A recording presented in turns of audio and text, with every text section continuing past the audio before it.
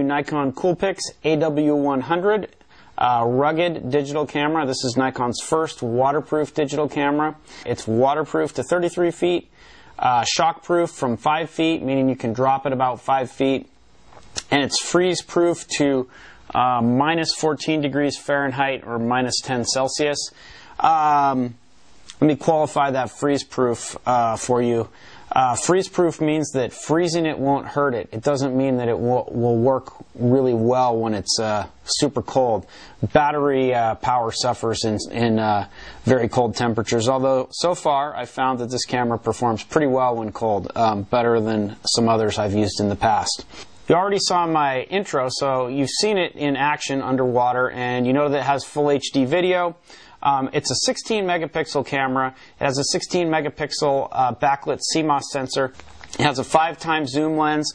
The lens is equivalent to a 28 to 140 millimeter in the 35 millimeter format, and it has VR, vibration reduction. That's Nikon's optical image stabilization. It also has a 3-inch LCD. Turn that on. Let's see, yep, that's on. There you go. You can see me maybe. I don't know. And it also has built-in GPS. This little red symbol is for the GPS. The red means that it's not picking up any GPS signal right now. I'm in my basement. That's where my studio is. And here's a compass. Let's see if I turn it. The compass changes.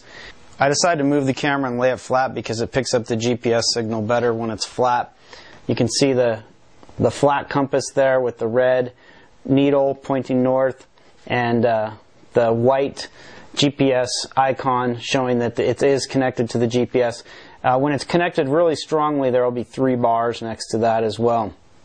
The AW100 has a button on the side called the action button. It's programmable. You can program it so that you can shake the camera to control functions or to access the GPS. So I have it set to access GPS. Push it there, and you see our location. It is, oh yeah, you see we got the 3 bars there now. And I can zoom out with the map. I'm in Salt Lake City, you see. Zoom back in and go to some photos.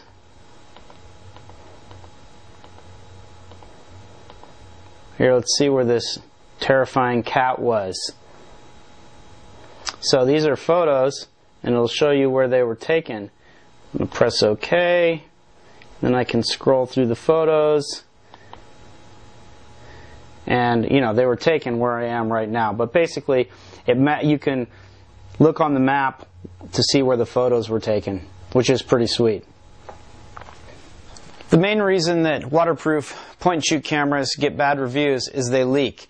If you take a camera like this on vacation to Hawaii or the Bahamas or something, or even in the swimming pool, and it leaks and ruins your important vacation photos, you're not going to be very forgiving, and you're just going to slam it in your reviews.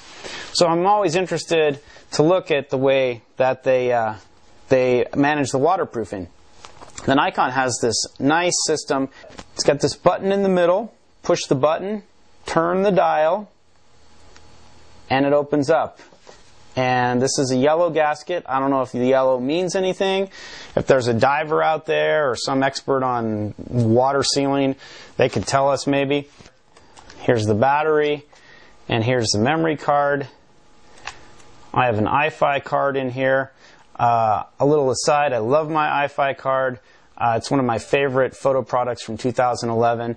I have an app in my iPhone, and it allows me to transfer wirelessly from this card while it's in the camera to my phone, and then I can upload from my phone from the field.